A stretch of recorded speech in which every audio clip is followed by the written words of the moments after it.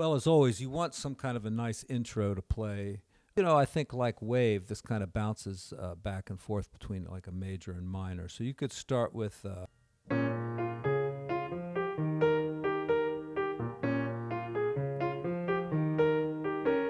And I always like to do these open quartal voicings just to harmonize that melody. Now, you start off with something really hip like that, you better have a little bit more to back it up, and of course, I don't. But let's see what we can come up with. All right, so it's a nice change there from B flat down to F sharp major. Really nice change. And then I think maybe goes to, yeah, see, it's like a 1 to a 4 chord, right? A major seventh to a dominant. And of course that takes us right back to the root. Here we go to the 3 chord. And where are we now? On the 2 chord.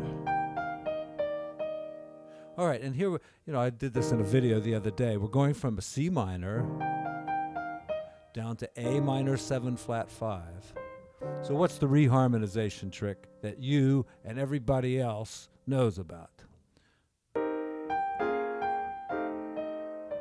Right, you just go from C minor to B flat minor, 2 minor 7th chords, and then on to the A minor 7th, and the D 7th,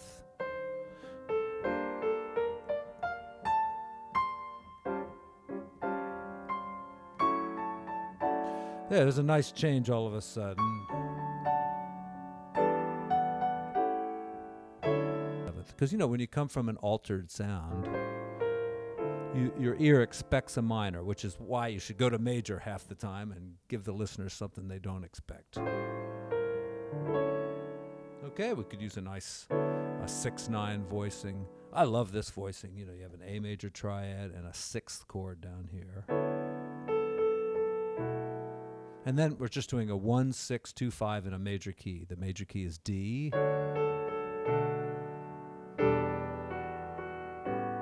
Using some lovely open voicings there. Back to our 1 chord in the key of D.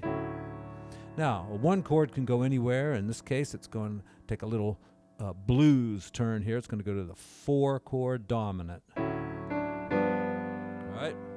And where does that go? That would lead right back to the 2 chord in B flat. And another 2/5 to get us back to our home key. Now, originally, the second time, it still goes to something kind of exotic. But nowadays, I think most people play it as a minor chord, and it's dominant right there. Not it's dominant, but a minor to the 4 chord, like a bluesy thing, right? So this is the second time through the second half of the song.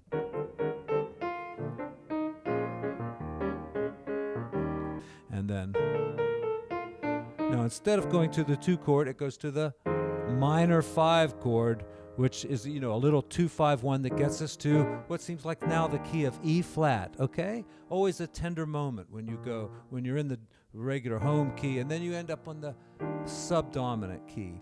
You'll find towards the end of every, not every, but many, many compositions by this famous fellow, that right towards the end, he'll divert quickly and go to the key of the 4. If he's in C, all of a sudden he'll be in F or F minor for a little while, and then take it back to C. And that could be kind of his choral and church training and upbringing of doing an amen plagial cadence at the end. Is the kind of the overall idea there. But anyway, I digress. So we ended up in the key of the 4. We'll make that a minor. All right, and there we are, our backdoor approach to B flat.